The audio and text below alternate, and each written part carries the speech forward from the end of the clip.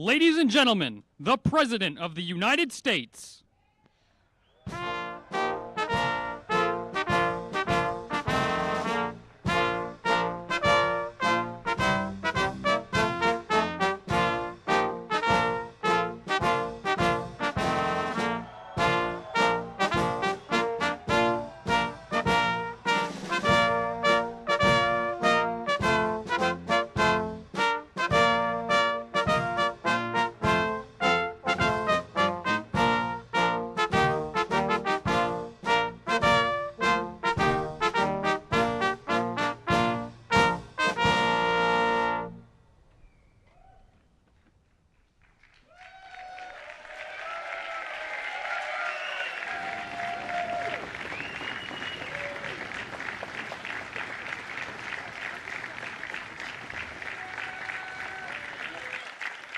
Thank you very much.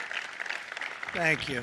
Nice crowd. What a good-looking group of people. Well, we have some very, very good news today, and a lot of good things are happening for our country. Please sit down.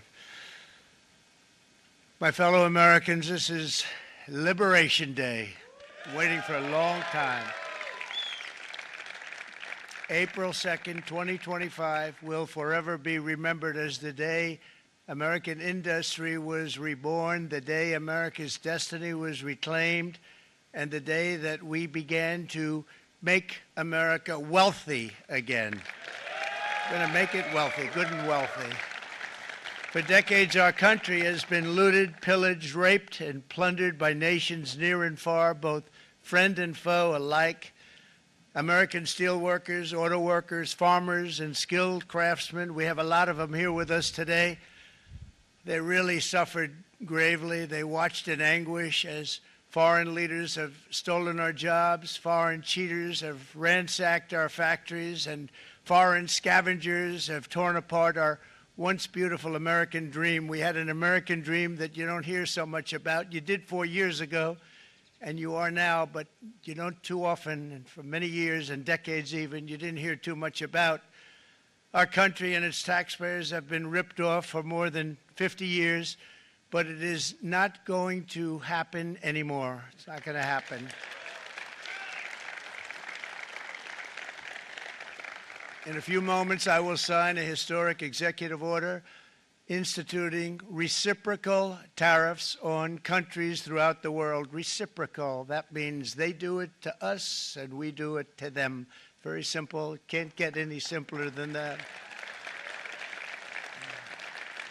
This is one of the most important days, in my opinion, in American history. It's our declaration of economic independence. For years, hardworking American citizens were forced to sit on the sidelines as other nations got rich and powerful, much of it at our expense. But now it's our turn to prosper, and in so doing, use trillions and trillions of dollars to reduce our taxes and pay down our national debt, and it'll all happen very quickly. With today's action, we are finally going to be able to make America great again, greater than ever before.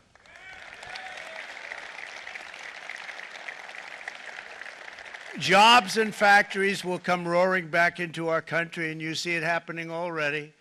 We will supercharge our domestic industrial base. We will pry open foreign markets and break down foreign trade barriers. And ultimately, more production at home will mean stronger competition and lower prices for consumers. This will be indeed the golden age of America. It's coming back. We're going to come back very strongly. We're pleased to be joined on this momentous occasion by Vice President J.D. Vance. J.D., thank you. Thank you. Thank you very much. Where are you, J.D.? No, that wasn't too hard to find. I was looking, you know, he likes to take a low-key attitude, so it'd usually be sitting right in front. He's gaining a lot of confidence, Mike, isn't he? And nearly my entire cabinet is here, as well as Speaker Mike Johnson, who's done an amazing job. And with the great success we had last night in Florida, we have a majority of 7. And 7's like a lot when we had it at 1, right? You've done a fantastic job, and many of the members of the House and Senate are with us. Senators, congressmen, thank you all for being with us. We appreciate it.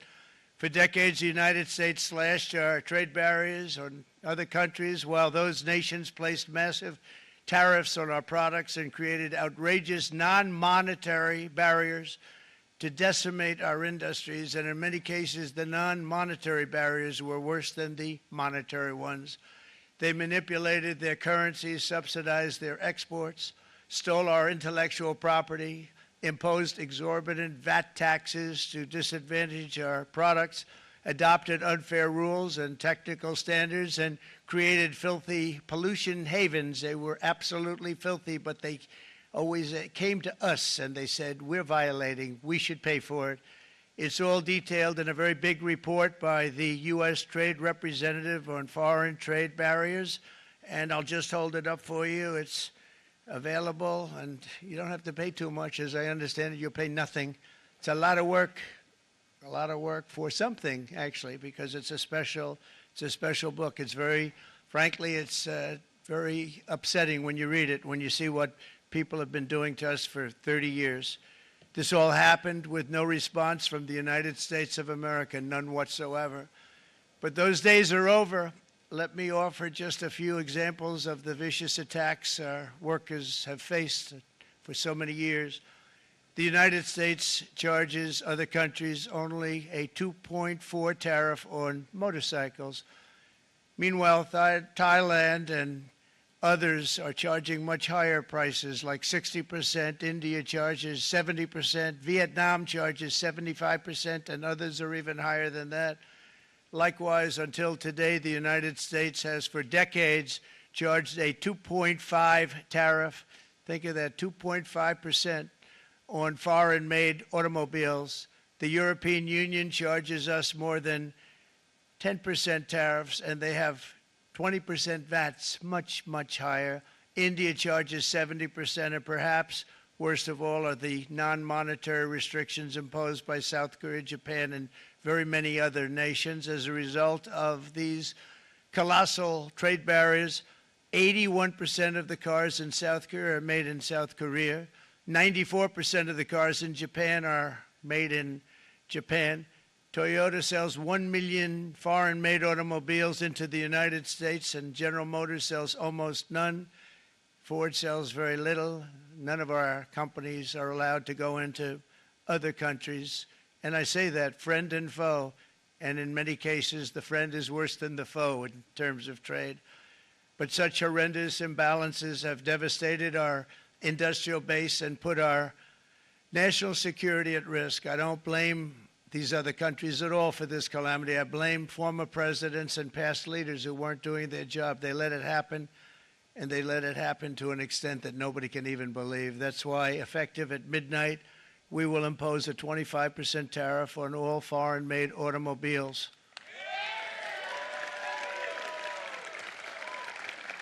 Thank you. Brian, I'd like to have you come up here for a second, okay? I just see him sitting. He's been a fan of ours, and he understands this business a lot better than the economists, a lot better than anybody. Brian, say a few words, please, would you? Thank you, Mr. Thank you. It's a great honor to have you. Thanks. Thank you, Mr. President. I grew up just north of Detroit, Michigan, in Macomb County, known as the home of the Reagan Democrats. My first vote for president was for Ronald Reagan. I thought that was going to be the best president I ever saw in my lifetime until Donald J. Trump came along.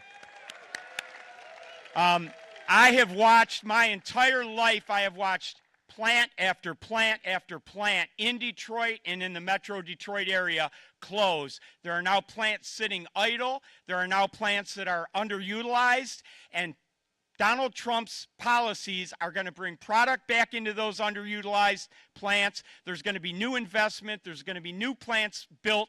And the UAW members, and I brought 20 of them with me, they're sitting right over here. We support Donald Trump's policies on tariffs 100%. So, Mr. President, we can't thank you enough. And in 6 months or a year, we're going to begin to see the benefits. I can't wait to see what's happening 3 or 4 years down the road. Thank you, Mr. President. Thank you so much. Thank What a great guy. He got it right from the beginning. He got it before almost anybody else. This group over there, they got it too. And, you know, we won the state of Michigan. We won almost all of them. But we won Michigan by a lot, and I want to just thank you all. The auto workers were fantastic. The Teamsters were fantastic. Everyone was pretty good, I will tell you. Thank you very much. I appreciate it. You're going to be very happy very soon, and you probably see what's happening with all of the, not only car companies, but car companies in particular. You see it with all of the ones they're moving, they're announcing day in, day out. You're seeing it. Nobody's ever seen anything like that. With today's actions, we're also standing up for our great farmers and ranchers who are brutalized by nations all over the world. Brutalized. Canada, by the way, imposes a 250 to 300% tariff on many of our dairy products. They do the first can of milk. They do the first little carton of milk at a very low price, but after that it gets bad, and then it gets up to 275, 300%. So when they're figuring what's Canada charging, they say, oh, about 2%, 3%. But take a look at what happens down the road. When you look a little bit, it's not a pretty picture, and we don't like it, and it's not fair. It's not fair to our farmers. It's not fair to our country. And with countries like Canada, you know, we subsidize a lot of countries and keep them going and keep them in business. In the case of Mexico, it's $300 billion a year. In the case of Canada, it's close to $200 billion a year. And I say, why are we doing this? Why are we doing this? I mean, at what point do we say you got to work for yourselves, and you got to? This is why we have the big deficits. This is why we have that amount of debt that's been placed on our heads over the last number of years, and we're really not taking it anymore. Through non-tariff barriers, the European Union bans imports of most American poultry. You understand? They say, we want to send you our cars, we want to send you everything, but we're not going to take anything that you have. Australia bans, and they're wonderful people and wonderful everything, but they ban American beef, yet we imported $3 billion of Australian beef from them just last year alone. They won't take any of our beef. They don't want it because they don't want it to affect their farmers. And you know what? I don't blame them, but we're doing the same thing right now, starting about midnight tonight, I would say. And China charges American rice farmers an overquota, it's called, a tariff rate of 65%. South Korea charges 50%. Actually, they charge different, from 50% to 513%. And Japan, our friend, charges us 700%. But that's because they don't want us selling rice and other things. Who can blame them, Madam Secretary? Agriculture, great job you did on eggs, by the way. The egg prices came down 50%. You got them down 50%. Once we got involved, they were going through the sky. The egg prices, they were going through the sky, and you did a fantastic job. Now we have lots of eggs, and they're much cheaper, down about 59% now, and they're going down further. We charge 2.8% for so many things that other countries are charging 200%, 300%, and 400% for. If imposing tariffs and protective barriers made nations poor, then every country on earth would be racing to eliminate these policies, and China would be the first on line. They run a very strong country, but they're not first in line, and the American people are paying a very big price. From 1789 to 1913, we were a tariff-backed nation, and the United States was proportionately the wealthiest it has ever been. So wealthy, in fact, that in the 1880s, they established a commission to decide what they were going to do with the vast sums of money they were collecting. We were collecting so much money so fast, we didn't know what to do with it. Isn't that a nice problem to have? What do you think, Marco? Good problem? Marco would love that problem. But we don't have that problem anymore, but we're not going to have it very much longer, I will tell you. But they collected so much money, they actually formed a commission to determine what they were going to do with the money, who they were going to give it to, and how much. Then in 1913, for reasons unknown to mankind, they established the income tax so that citizens, rather than foreign countries, would start paying the money necessary to run our government.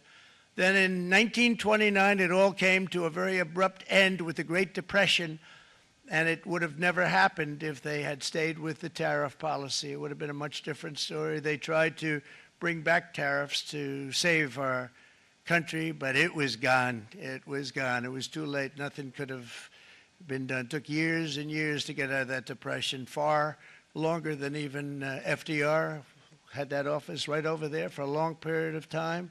The ramp system, that's rather intricate, was built because of him, and every time you walk up, you think of him, and he did a great job in many ways, but it lasted long beyond his terms, as you know. But it's not too late any longer, and we're going to start being smart, and we're going to start being very wealthy again. We're going to be wealthy as a country because they've taken so much of our wealth away from us. We're not going to let that happen. We truly can be very wealthy. We can be so much wealthier than any country. It's not even believable, but we're getting smart. Nearly a century later, in the face of unrelenting economic warfare, the United States can no longer continue with a policy of unilateral economic surrender. We cannot pay the deficits of Canada, Mexico, and so many other countries. We used to do it. We can't do it anymore. We take care of countries all over the world. We pay for their military. We pay for everything they have to pay, and then when you want to cut back a little bit, they get upset that you're not taking care of them any longer. But we have to take care of our people, and we're going to take care of our people first, and I'm sorry to say that.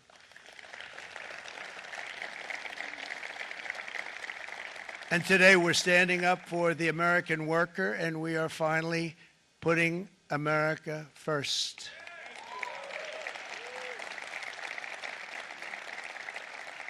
In sleepy Joe Biden's last year in office, the United States hemorrhaged 100,000 manufacturing jobs, and the number was going through the roof at levels never seen before. And our trade deficit reached a record $1.2 trillion, which is unheard of. Since the beginning of NAFTA, the worst trade deal ever made, it was a horror show. I was able to terminate it. They all said you'd never be able to get it out. We had to get approval from Congress to get it terminated. We had to live with that deal. It was the worst trade deal ever made by far. But since the very beginning of NAFTA, our country lost 90,000 factories. Think of what that is, 90,000. Think about putting a map up and putting text on it. You wouldn't have enough room. 90,000. I said, is that possible? We had it checked 4 different times, and it was actually somewhat higher than that. And 5 million manufacturing jobs were lost while racking up trade deficits of $19 trillion. That was the worst trade deal ever made.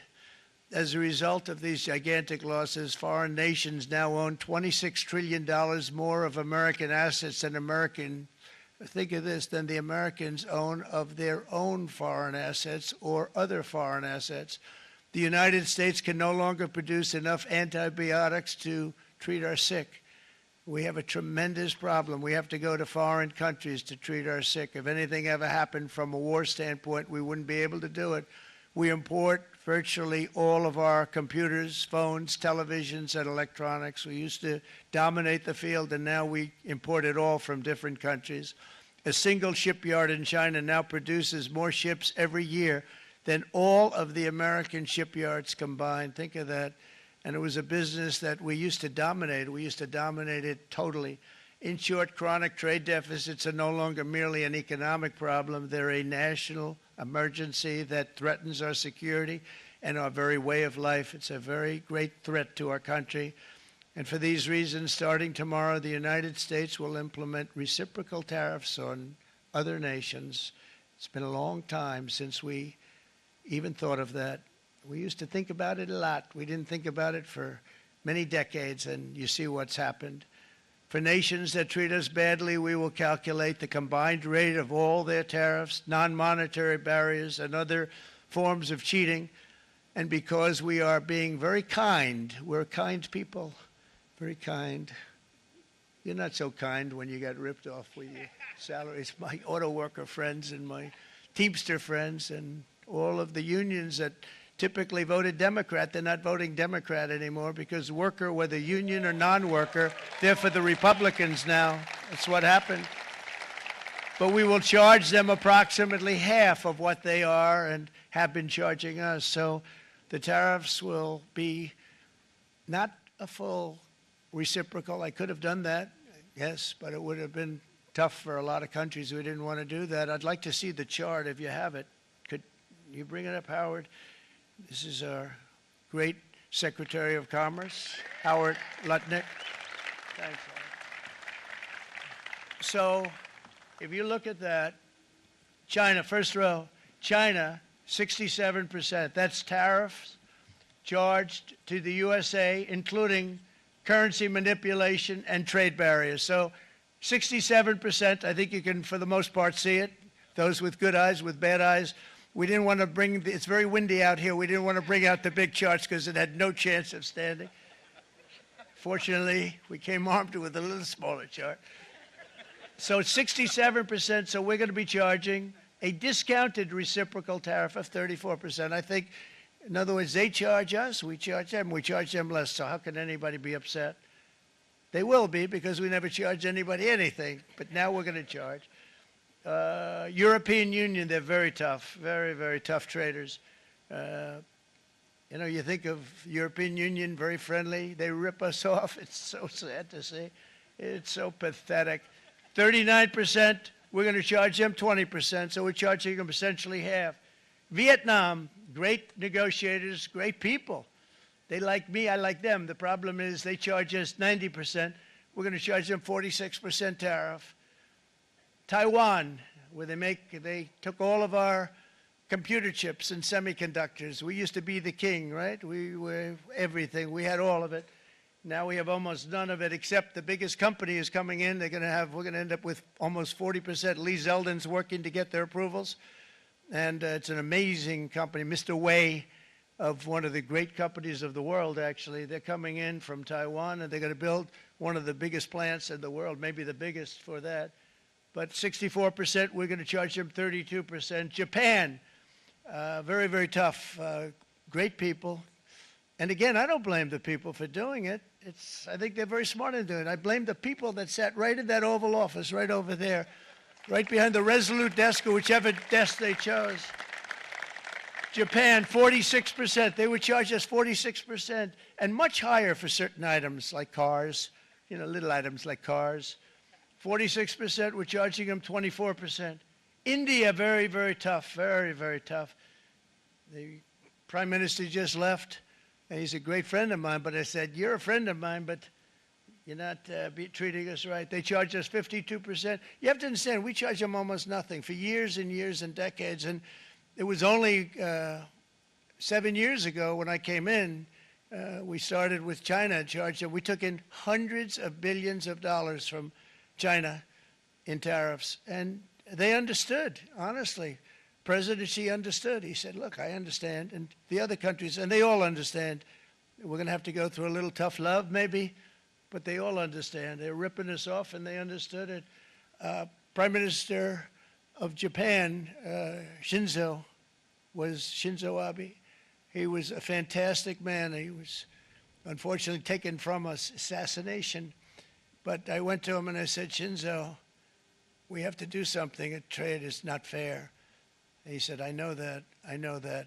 And he was a great gentleman. He was a fantastic man, but he understood immediately what I was talking about. I said, Shinzo, we have to do something. He said, I know that. And we worked out a deal, and it would have been a much better deal, but frankly, there were many years left on the deal that was made previous to my getting there, but it was something. If you look at Switzerland, 61% to 31%. Indonesia, Malaysia, Cambodia. Oh, look at Cambodia, 97%. We're going to bring it down to 49. They made a fortune with the United States of America. United Kingdom, 10%, and we'll go 10%. So we'll do the same thing. South Africa, 60%, 30%, and they've got some bad things going on in South Africa. You know, we're paying them billions of dollars, and we cut the funding because a lot of bad things are happening in South Africa. The fake news ought to be looking at it. They don't want to report it. Brazil, 10%, 10%. Bangladesh is 74%. So you see what's going on. Pakistan, 58%. Sri Lanka, 88%. So what we're doing is we're taking Not the full. We could take the full 88%. Thanks a lot, Harold. He's doing a very good job. How's he doing, all right? I think you better take it with you. It's not going to last very long. He's going to put it, it's going to follow you down with the wind. I brought a hat just in case it got too windy, but here, would anybody like a hat? I'm not giving it to a cabinet. I'm giving it to the auto workers. Come here.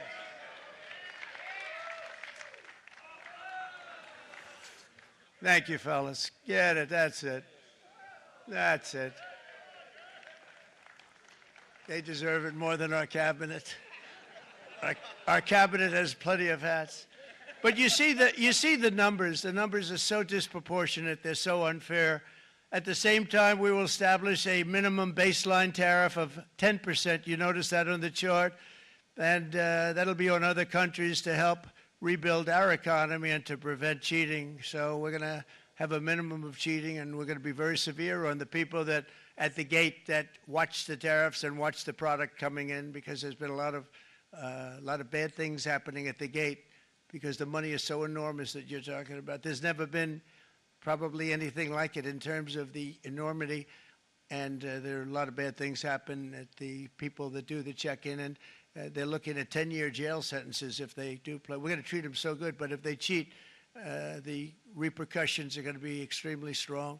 Foreign nations will finally be asked to pay for the privilege of access to our market, the biggest market in the world. We're right now the biggest market in the world. We had a great country 4 years ago in terms of the economics. We were doubling up on China. We were doing so well. Nobody was going to catch us, but so much of it slipped away over the last 4 years under Biden. I campaigned on this policy throughout last year, and today that promise was made, and it was also a promise, as you know, that was kept. Promises made, promises kept. To any company that objects to our common sense reciprocal tariffs, again, reciprocal, back and forth, back and forth. And I call this kind reciprocal. This is not full reciprocal. This is kind reciprocal. But what we do is we cut it in half. We charge them. My answer is very simple if they complain. If you want your tariff rate to be zero, then you build your product right here in America, because there is no tariff if you build your plant, your product in America. And we've seen companies coming in like we've never seen before. Likewise to all of the foreign presidents, prime ministers, kings, queens, ambassadors, and everyone else who will soon be calling to ask for exemptions from these tariffs. I say, terminate your own tariffs, drop your barriers, don't manipulate your currencies. They manipulate their currencies like nobody can even believe, which is a bad, bad thing and very devastating to us, and start buying tens of billions of dollars of American goods. Tariffs give our country protection against those that would do us economic harm, and many people were looking to do us economic harm. Maybe not so obviously, but they were doing tremendous economic harm. But even more importantly, they will give us growth. These tariffs are going to give us growth like you haven't seen before, and it'll be something very special to watch. I am so looking forward, and Brian, it's going to happen even faster than you said. You know, you might say, but it's already started. It's already started. Work's already begun on plants all around the country, and you see that as before. These are big, rich companies. We have $61 billion started on a big plant going up. It's going to be announced over the next 2 days, and they already started work. Many of these the biggest companies in the world, they've committed to build, build, build. We're going to build, build, build, sir. And they came here to see me, and they wanted to know if they could have a press conference. I do as many as I can. I'm pretty busy trying to stop Russia and Ukraine and the Middle East. We got to stop that. We got to stop the Houthis, which we're making tremendous. They like shooting ships down and out of the water, sinking ships. They get a kick out of it, but they're not getting such a kick out of it now, are they, Mr. Secretary? They're not getting such a kick out of that now. But here are just a short list of some of the companies that have already announced and committed to investment. And this is a company that built its factories and its plants in China. Apple is going to spend $500 billion. They never spent money like that here. They're going to build their plants here. SoftBank, OpenAI, and Oracle, great companies, are investing $500 billion almost immediately. NVIDIA, a hot company, is investing hundreds of billions of dollars. They just announced. TSMC, the biggest, most important company in the world of chips from Taiwan, with no investment from us, is investing $200 billion. And they said the reason was, number one, the election of November 5th, and number two, the tariffs. They don't want to pay the tariffs, and the way they're not paying it is to build their plant here. So we're going to go from almost no percentage. We used to have 100% of the chip market. Now it's all in Taiwan. Almost all of it's in Taiwan, a couple of other countries, but mostly in Taiwan. And think of it, we had 100%. We lost it because of people in that office that didn't do their job. They allowed it to be stolen from us. Johnson & Johnson, great company, $55 billion. Eli Lilly, $27 billion. Meta is investing $500 billion. Wow. DeMac is investing $20 billion. CMA, CGM, $20 billion. And then you have Merck and Clarios, Stellantis, General Motors, GE Aerospace, Honda, Nissan, Hyundai are all putting in billions and billions of dollars, and they're committed 100%. So. And we've never had, and this is after 2.5 months. This is after just a short, this all took place as soon as we came out with what everybody wanted to do. You know, I watched a gentleman today on television. He used to work with Lee Iacocca, a very respected automobile person, and he said, you know, because they're asking people, and they try and get as many negative people as they can, but they can't find them too much. It's pretty hard to find in terms of what we're doing, especially when they see all this investment. They said, so tell me, what do you think of what Trump is doing from the automobile standpoint? He said, I can't believe it. Somebody is finally, he's an older guy, real pro, really top guy, with Lee Iacocca. He said, I never thought I'd see the day when this would happen, where somebody had the courage to go and do what has to be done. This is transforming our nation. Our entire nation is going to be transformed, not only with the cars, but on every single other item that's built. We're going to become an industrial powerhouse. And he said that so beautifully today. In fact, I'm going to find out, I'm going to get a tape, and Bruce, I'm going to get that tape, and I'm going to send it to you out in Long Island, and you're going to play it for the people. And all your union workers and your non-union workers out there, you got a pretty even split. But we have, so far, it looks like we're going to have about $6 trillion of investments, and you wouldn't do that in years in this country over the last number of years. $6 trillion, and that's going to be much higher by the end of the year. And think of what $6 trillion is. You wouldn't have even a small percentage of that under this other system. We're going to be an entirely different country, and it's going to be fantastic for the workers. It's going to be fantastic for everyone. There will never have been a transformation of a country like the transformation that's already happening in the United States of America. It's an incredible thing to watch, and it's incredible to meet with the top people, people that you read about, very wealthy people, or people that are great managers and executives and presidents of big public companies, and to watch the enthusiasm they have now that they didn't have. They gave up on our country. They went to foreign countries and they built. Companies are pouring into our country at levels never seen before, with jobs and money to follow, and it's really beautiful. In the coming days, there will be complaints from the globalists and the outsourcers and special interests and the fake news. Always, fake news will always complain. But never forget, every prediction our opponents made about trade for the last 30 years has been proven totally wrong. They were wrong about NAFTA. They were wrong about China.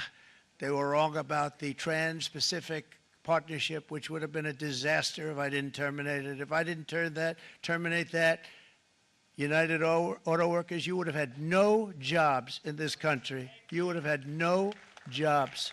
It was all going to other countries. In my first term, they said tariffs would crash the economy. Instead, we built the greatest economy in the history of the world. And again, I have great respect for President Xi of China, great respect for China, but they were taking tremendous advantage of us, and I commend them for that. I say, hey, if you can get away with it, that's okay. But, you know, they understand exactly what's happening, and they probably, most of them are saying it's about time they did something, but, and they're going to fight, and they're going to fight fair. Everyone's going to fight. You know, it's like, I say to the leaders, look, you got to take care of your country, but we have to start taking care of our country now. We can't do what we've been doing for the last 50 years. From the day of my election, the stock market went up in my first term 88%, with NASDAQ going up 155%, more than any president has ever had in any term in office, by far. And I think we're going to blow that away. And maybe the numbers won't show, but I think they're going to show much better than even those numbers. But what you're going to see is you're going to see activity, that empty, dead sites, factories that are falling down. Those factories will be knocked down, and they're going to have brand new factories built in their place. They're not only talking about renovating, they're talking about brand new, the best anywhere in the world, the biggest anywhere in the world. I have a friend who builds car plants, and I said, I want to see the biggest and the best. He said, well, we have to go to Mexico. I said, no, I want to see it in the United States. He said, we're not building them in there. This is a year and a half ago during the campaign. He said, we're not building it. You'd have to go to Mexico. When I was starting to decide to run, and I went to number one in the polls very rapidly, I want to say, like let's say in the first hour, and then shortly thereafter, it looked like I was going to win, and the fake news was saying, "Oh no, don't do this." What they don't know is if I didn't win, they would have really been in trouble, because nobody wants to read them anyway. But I tell you what, when it looked like I was going to win, I announced that I was going to be doing exactly what we're talking about today. Great consistency, actually, because I've been talking about it for 40 years, but because I saw what was happening 40 years ago. If you look at my old speeches when I was young, very handsome, my old speeches, and that people would say, I'd be on a television show, I'd be talking about how we were being ripped off by these countries. I mean, nothing changes very much. The only thing that changed were the countries, but nothing really changes. But it's why it's such an honor. It's such an honor to be finally able to do this. If you look at China, I took in hundreds of billions of dollars in my term, hundreds of billions. They never paid 10 cents to any other president, and yet they paid hundreds of billions, so much so that Biden couldn't do anything. They wanted to try and terminate it because he had a very special relationship with China. You know what the relationship was? He had a special relationship. But the numbers were so big, that they couldn't do it. So they did ease it up. They did things that they shouldn't have done. They made it a lot more comfortable for them, but they couldn't do it because the numbers were hundreds of billions of dollars, and I did that. And we were on our way to doing something like incredible.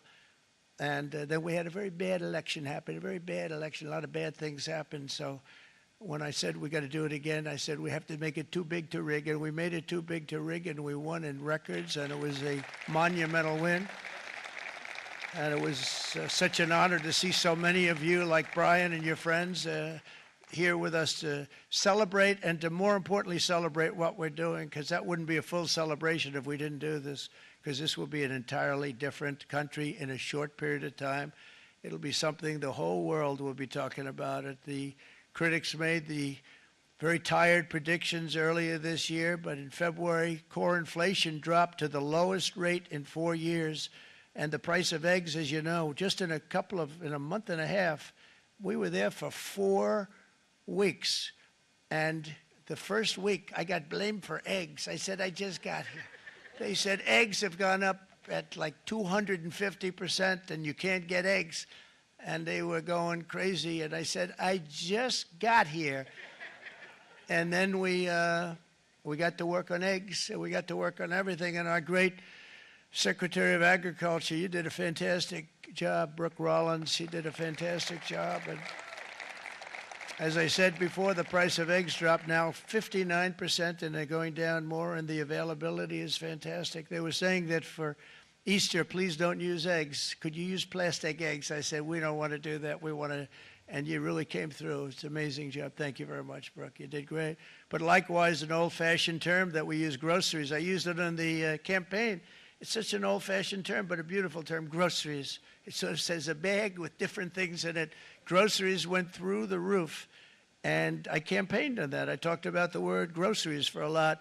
And energy costs now are down. Groceries are down. Gasoline is way under $3. And people are beginning to be able to buy things and live again. We brought prices way down. We created 10,000 already in a few weeks, new manufacturing jobs. And it was that took place in 1 month, numbers that they haven't seen in a long time. We had virtually no inflation under my term. We had virtually no inflation for 4 years, but after transitioning over to Sleepy Joe, it went from almost non-existent to the highest in the history of our country. They're the highest inflation in the history of our country, brought up by energy and bad spending and bad policy, and a lot of bad things happened. How about allowing millions and millions and millions of people to pour into our country with open borders, where it's so sad to see even now, and I see our great secretary of you have done. Stand up, please, Christy. Stand up.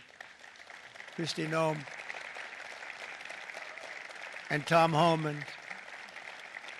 These people are doing a great job, but gotten them out in records. We have problems with judges that don't want them to go out. They want Tren de Aragua, and they want MS-13, the most vicious gangs ever. Nobody's ever seen anything like it. Absolute killer gangs. They kill people. They don't even think about it. And we put them out, and we have judges now, radical left judges that they don't want them to go out. They want them to even be brought back. Let's bring them back. You've done a fantastic job, and please thank everybody. Homeland Security, thank everybody. Appreciate it. And we now have a border that's the best border that we've ever had, even better than it was my first term. My first term we did good, but this one we really specialized in. We've done really well. And we had records then. We had the best, safest border. 4 years ago, we had the best border there ever was. And now we have, you've actually matched it and done even better. And we're going to get it down the right way. And we want people, by the way, to come into our country, but we want to come in through a legal process. We want them to come in legally. We need more people. We need people to run these plants and to help the auto workers and the Teamsters and the non-union people and everybody else. But we need people and the farmers. And we're going to let people come in, but they want to come in. We want them to come in legally. They have to have the capability of loving our country, not people that hate our country. We don't want them in our country.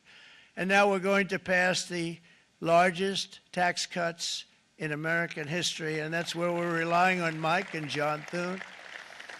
And we will not cut Social Security, Medicare, or Medicaid benefits, and the Democrats will, because if they got in, the entire economy would collapse. This country was heading for a collapse under the people that you saw. They were horrible. I think one of the reasons people like the job, I have my highest approval ratings because I think they're comparing me to the worst administration in the history of our country, so I appreciate that at least. But Speaker of the House Mike Johnson and Senate Majority Leader, appreciate it, Mike. John Thune have been fantastic, by the way. But they've been working tirelessly on taking the next step to pass the plan for our one big, beautiful bill. I'd like to name it that if you can. One big, beautiful. I made that statement about 6 months ago, and everybody calls it one big, beautiful bill. And it will be that. It'll have everything, the big tax cuts and every incentive there is. And it'll be fantastic. And by the way, for the cars, we're asking for an interest deduction on a loan. So if you build the car, only in America we do it, Brian. If the car's not built in America, you don't get the interest rate deduction. But if you build the car in America, if you buy a car, if it's built in America, then you get an interest rate deduction, tax deduction, and that's a big thing. That's going to be a big thing. I think that's going to pay for itself very quickly, that deduction. Never happened. We've never had anything like that before. Somebody said, where do you get the idea? Because it's so basic. You would think that would have happened a long time ago. It never did, and I'm very happy it didn't, because now I can say that was my idea. But we're going to get us closer to the debt extension. We have to get the debt extension passed, and I know you're going to be able to do that, Mike, and it's very important that you do that. And all of the other things that the Senate budget plan gives us, along with working, because I know they're working together, John and Mike, and the two bills are going very well together. We need to get our shared priorities done, including certain permanent tax cuts. We want the tax cuts to be permanent, spending cuts, energy and historic investments in defense, border, and so much more. We're covering everything. These will be phenomenal. There'll be no bill like this going to straighten. One bill is going to straighten out our country for many, many years to come. And we said, let's just do it and let's get it done. And some guys will love it and some guys will like it a little bit less because they're not getting what they were exactly looking for, but they're getting a lot. They'll never, if we get this done, it'll be the most incredible bill ever passed in the history of our Congress and Senate and congressmen, the senators and the congressmen, many of whom are here today, will be very proud of themselves. I really believe that. It's going to set us on a whole new prosperous path. We're going to cut spending and right-size the budget back to where it should be. We're going to do that very strongly. Thank you, Rick. Thank you. John, thank you. Oh, look at all of our senators over there. Oh, boy, that's a nice group of people. But I won't like them so much if they don't get this bill done. That's a great group. And Congressman, thank you very much. I appreciate it. Tremendous people. The Senate plan is my complete and total support, and the House plan likewise is very similar. They're moving along pretty much at the same clip, and as soon as you're ready, you'll show it to me, and I'm sure it'll have my support, Mike. Every Republican congressman and senator must unify. We have to unify. We can't be separated. We have to get it done. We have to get absolutely everything we can, and we have to take care of the American people. That's the only thing that matters. We have to take care of the American people first. We need to pass this bill immediately, get it done, including debt extension. From this day on, we're not going to let anyone tell us that American workers and families cannot have the future that they deserve. We're going to produce the cars and ships, chips, airplanes, minerals, and medicines that we need right here in America. The pharmaceutical companies are going to come roaring back. They're coming roaring back. They're all coming back to our country because if they don't, they got a big tax to pay. And if they do, I'll be very happy, and you're going to be very happy, and you're going to be very safe. We're going to build our future with American hands, with American heart, American steel, and we're going to build it with American pride like we used to. We're approaching our 100th day as president and have been given credit by a lot of people, actually, even some of the fake news. Can you believe it? Which in this case hopefully isn't fake, for having done more in that time than any other administration in the history of our country in the first 100 days. I think we've had an amazing, in terms of what we've done, what we've gotten accomplished. I'd like to see if we can get that war ended and another war from not starting in the Middle East. We have to get Russia. They're losing 2,000 on average, 2,500 people a day, young people, soldiers, Russian. Think of that. 2,500 through some days, but on average, probably over about a 1 week period, it's 2,712, they say. They're losing those soldiers. They're dying. They're being decimated. And they're not from our country, but they're from other countries, but they're human beings. They're from Russia. They're from Ukraine in this period, most of them. And we're going to get it stopped. It's a senseless war that would have never happened if I was president, and it shouldn't be allowed to go on. And I think we're being given good cooperation by Russia and by Ukraine, but we have to get it stopped. It's humanity. It's humanity. It's a terrible thing. This will be a very big moment. I think you're going to remember today. It's going to be a free nation that we're dealing with. We're going to have a very free and beautiful nation. It's going to be Liberation Day in America, and it's going to be a day that hopefully you're going to look back in years to come and you're going to say, you know, he was right. This has turned out to be one of the most important days in the history of our country. God bless you and God bless America. Thank you, everybody. Thank you very much. Thank you.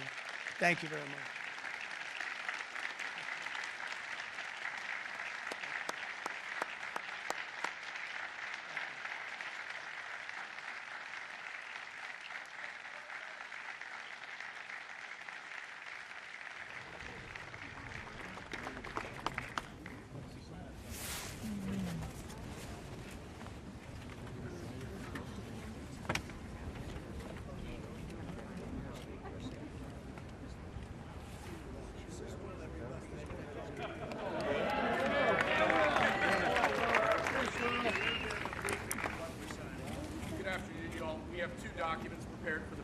signature today. One closes what's referred to as the de minimis loophole with respect to imports from the Not even Hail Mary. The other is the big one, is the reciprocal tariff executive order that the president just spoke about at length. This is obviously a huge deal, and it's been an honor to be part of the team getting this out.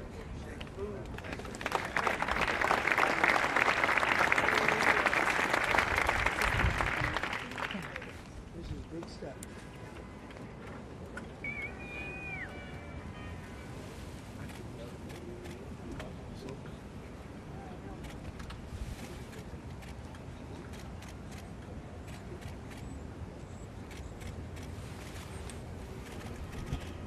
That's a 10.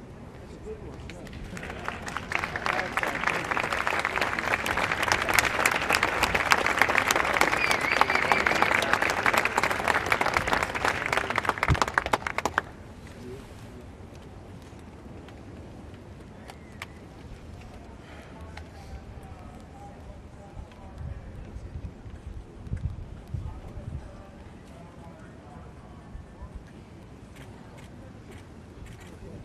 I'm going to hand out these pens.